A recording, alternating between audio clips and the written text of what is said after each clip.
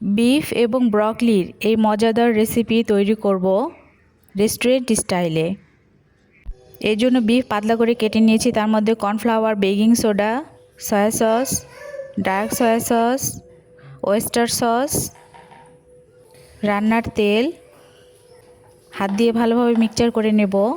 Mixture করে নিয়ে এটা 10 মিনিটের জন্য রেখে দিব। একটা ফ্রাই প্যানের মধ্যে রান্নার তেল নিব। তেল গরম হয়ে গেলে ব্রকলিটা দিয়ে দিব। সামান্য লবণ, একটু নেড়ে চেড়ে নেব। এরপর পানি, ঢাকা দিয়ে এটা একটু সেদ্ধ করে নেব কিছুক্ষণের জন্য। কিছুক্ষণ পর এটা সেদ্ধ হয়ে গিয়েছে, আমি এটা নামায় নেব।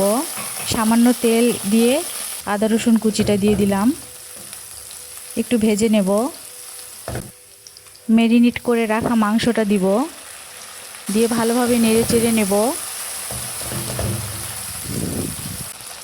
কালো গোলমরিচের গুঁড়ো, সাদা গোলমরিচের গুঁড়ো, সামান্য পরিমাণে লবণ, একটু পানি দিয়ে নেড়ে চেড়ে ঢাকা দিয়ে রেখে দেবো। মাংসটা সিদ্ধ করে নেব। আমার মাংস সেদ্ধ হয়ে গিয়েছে, এখন আমি ব্রকলিটা দিয়ে দিব। ব্রকলিটা ভালোভাবে নেড়ে চেড়ে নেব মাংসের সঙ্গে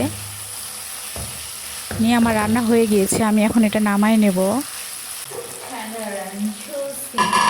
বিফ এবং ব্রকলির এই চাইনিজ রেসিপিটা খেতে অসাধারণ হয়, একেবারে রেস্টুরেন্ট স্টাইল।